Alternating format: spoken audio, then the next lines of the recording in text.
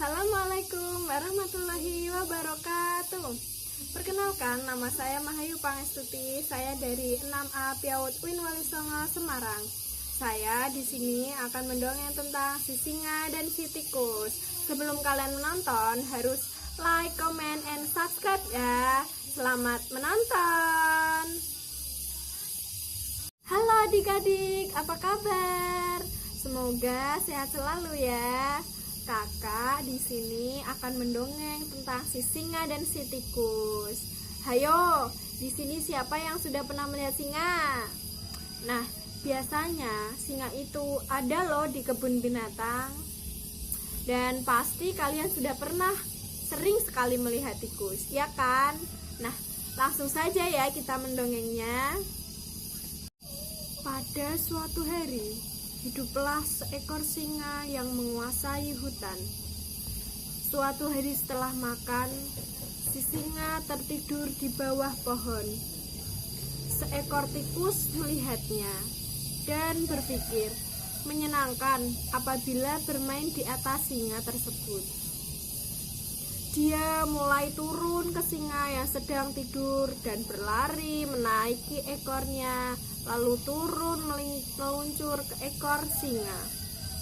Si singa pun terbangun dan mengaum dengan keras, lalu menangkap si tikus tersebut dengan cakarnya yang besar. Hap! Tikus berusaha berlari, namun ia gagal. Si singa membuka mulutnya yang besar untuk menelan tikus tersebut. Si tikus pun sangat ketakutan. Kemudian si tikus berkata, "Wahai raja, aku sangat takut. Tolong jangan makan saya kali ini. Saya tidak akan melupakan kebaikanmu dan mungkin saya akan membantumu." Si singa pun sangat takjub membayangkan si tikus akan membantunya. Hingga si singa membuka cakarnya yang besar dan melepaskannya tikus pergi.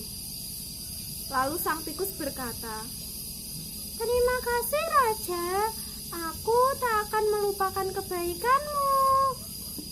Dan sang raja pun menjawab, "Kamu beruntung teman, aku baru saja makan. Kalau tidak, kau sudah kulahap. Sekarang kau pergi, jangan kau ganggu aku lagi. Kalau tidak, aku akan memakanmu." Lalu sang singa mengaum dengan keras. Beberapa hari kemudian, si singa sedang menjelajahi hutan. Para pemburu sedang memasang perangkap untuk singa. Ketika singa mendekat, para pemburu menarik dengan kencang tali dan jaringnya. Lalu si singa pun mengaum dengan keras dan berusaha melarikan diri. Namun ia gagal. Para pemburu pun kembali ke desa untuk mengambil gerobak untuk mengangkut si singa. Si singa masih mengaum dengan keras.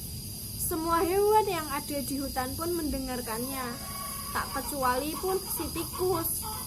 Lalu sang tikus berkata, "Sang raja sedang ada dalam masalah. Aku harus segera membantunya." Kemudian si tikus memanjat perangkap dan menggunakan gigi kecilnya yang tajam untuk memotong tali.